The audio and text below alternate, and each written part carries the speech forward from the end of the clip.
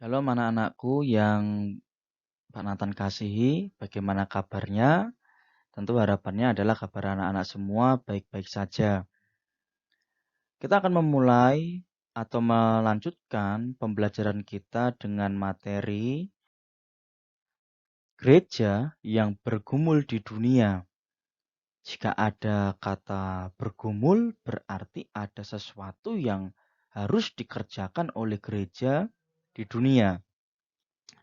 Kalau kita menyimak gambar yang Pak Nathan share sebagai latar untuk tema kita pada hari ini, mungkin kita akan berpikir bahwa suatu saat jika gereja tidak berubah atau tidak menyadari ke identitas gereja itu sendiri, gereja bisa lama-lama akan hancur, terinjak dengan perkembangan zaman yang bisa mencemari kehidupan gereja. Bergumul menurut Kamus Besar Bahasa Indonesia berarti bergulat, bergelut, melibatkan diri dengan. Artinya, gereja bergumul di dunia itu, gereja bergelut dengan masalah-masalah yang ada di dunia. Bisa masalah yang diakibatkan oleh dunia itu sendiri atau masalah dari gereja itu sendiri. Gereja memiliki misi di dunia yang mana misi itu perlu dikerjakan dan diselesaikan. Jadi misi perlu untuk dikerjakan dan diselesaikan. Yang dibawa oleh gereja tentunya misi kerajaan surga. Kerajaan surga yang sering pula disebut sebagai kerajaan Allah adalah inti pemberitaan Tuhan Yesus dalam pelayanannya di muka bumi. Dalam Matius 9 ayat 35 di sana dikatakan, demikianlah Yesus berkeliling ke semua kota dan desa, ia mengajar dalam rumah-rumah ibadat dan memberitakan Injil kerajaan surga, serta melenyapkan segala penyakit dan kelemahan. Kerajaan surga itu bukan suatu tempat yang ada di surga, juga bukan pula suatu wilayah tertentu di muka bumi, melainkan suatu keadaan ketika sekelompok orang yang menyerahkan dirinya kepada Allah dan bertindak sesuai dengan apa yang Allah kehendaki. Jadi dalam hal ini pengertian kerajaan surga itu bukan suatu tempat di surga atau di bumi, tetapi kerajaan surga itu berbicara tentang keadaan orang yang menyerahkan dirinya kepada Allah dan mengikuti atau bertindak sesuai dengan yang Allah kehendaki. Ciri-ciri kehidupan warga kerajaan surga, Tuhan Yesus menyebutkan ciri-ciri kehidupan warga kerajaan surga itu dalam Matius 5 ayat 3 sampai 12. Mari kita baca bersama-sama. Ayat 3, berbahagialah orang yang miskin di hadapan Allah karena merekalah yang mempunyai kerajaan surga. Ayat 4, berbahagialah orang yang berduka cita karena mereka akan dihibur. Ayat 5, berbahagialah orang yang lemah lembut karena mereka akan memiliki bumi. Ayat 6, berbahagialah orang yang lapar dan haus akan kebenaran karena mereka akan dipuaskan. Ayat 7, berbahagialah orang yang murah hatinya karena mereka akan beroleh kemurahan. Ayat 8, berbahagialah orang yang suci hatinya karena mereka akan melihat Allah. Ayat 9, berbahagialah orang yang membawa damai karena mereka akan disebut anak-anak Allah. Ayat 10, berbahagialah orang yang dianiaya oleh sebab kebenaran karena merekalah yang mempunyai kerajaan surga. Ayat 11, berbahagialah kamu jika karena aku kamu dicela dan dianiaya dan kepadamu difitnahkan segala yang jahat. Bersukacitalah dan bergembiralah karena upahmu besar di surga. sebab demikian juga telah dianiaya nabi-nabi yang sebelum kamu. Ucapan berbahagia yang disampaikan oleh Tuhan Yesus memang ucapan-ucapan yang sangat radikal atau keras. Kita menemukan bagaimana nilai-nilai kerajaan surga itu berlawanan dengan nilai-nilai yang ditawarkan oleh dunia. Dalam Alkitab tadi dikatakan yang berbahagia itu justru adalah orang yang berduka cita. Dikatakan lagi yang memiliki bumi adalah orang yang lemah lembut. Yang akan dipuaskan adalah orang-orang yang lapar dan haus akan kebenaran. Tentu hal ini sangat bertentangan dengan nilai-nilai dunia, di mana orang yang berbahagia adalah orang yang banyak hartanya, punya banyak uang, bisa membeli apa saja. Mereka yang lapar dan haus tentu mereka adalah orang-orang yang susah, tetapi Alkitab katakan bahwa yang dipuaskan adalah orang-orang yang haus dan lapar akan kebenaran. Dalam hal ini kebenaran firman Tuhan.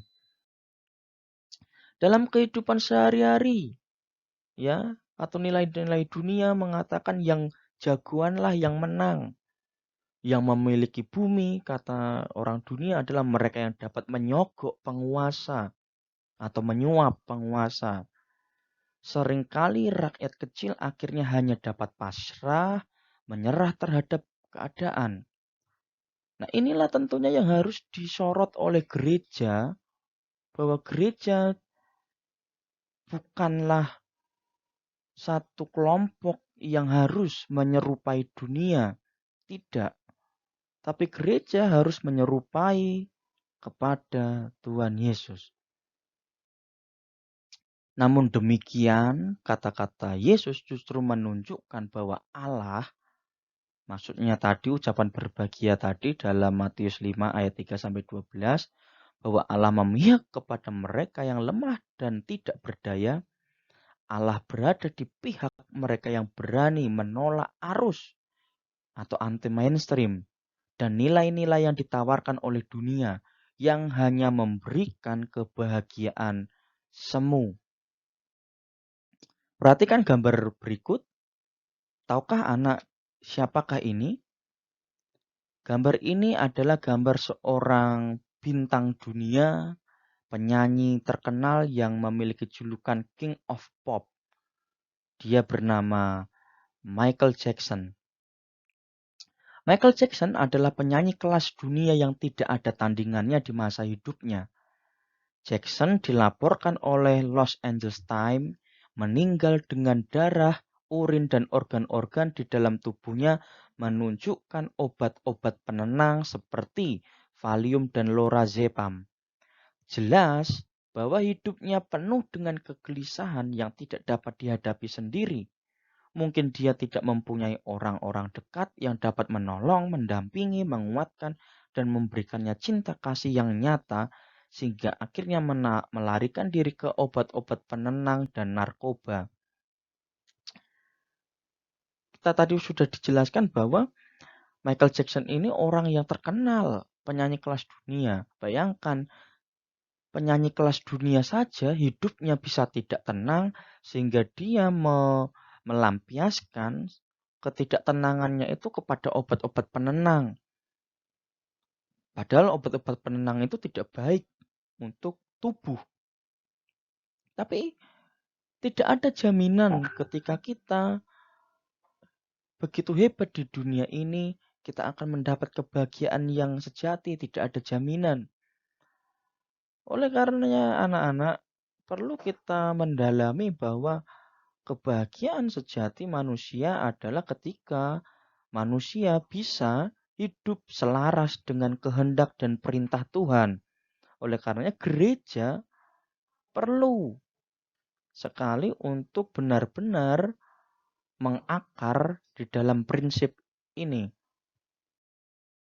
Seringkali justru gereja lupa akan tugas dan pergumulannya ini. Gereja lupa bahwa ia dipanggil untuk mewujudkan perbuatan-perbuatan baik di dunia.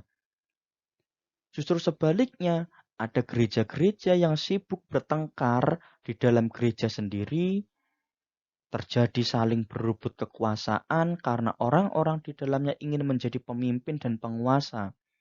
Gereja terpecah belah dan akibatnya muncullah gereja-gereja yang baru yang semata-mata hasil perpecahan, bukan hasil dari apa yang Allah perintahkan. Ada pula gereja-gereja yang tidak peduli terhadap masyarakat di lingkungannya karena mereka ternyata tidak memeluk agama yang sama atau bahkan memusuhinya. Nah, gereja juga ternyata melakukan diskriminasi, ya. Gereja digaungkan menjadi agen yang menyebarkan damai sejahtera dan kasih, tetapi nyatanya gereja tidak peduli dengan orang-orang yang berbeda agama. Nah, ini tentu sangat miris, sangat ironis sekali. Beda sekali dengan pengajaran yang diberitakan oleh Tuhan Yesus yang terdapat di dalam Matius 5 ayat 46 sampai 48. Tuhan Yesus mengatakan seperti ini. Apabila kamu mengasihi orang yang mengasihi kamu, apakah upahmu? Bukankah pemungut cukai juga berbuat demikian? Dan apabila kamu hanya memberi salam kepada saudara-saudaramu saja, apakah lebihnya daripada perbuatan orang lain? Bukankah orang yang tidak mengenal Allah pun berbuat demikian? Karena itu haruslah kamu sempurna, sama seperti Bapamu yang di surga adalah sempurna. Maksud ayat ini adalah jika kamu hanya berbuat kepada orang yang baik sama kamu saja, apa dampaknya? Jika kamu juga hanya berbuat baik kepada orang yang seagama terhadapmu, apa dampaknya? Kita di dunia hidup dengan beraneka ragam suku, agama, ras, budaya. Dan kita hidup berdampingan.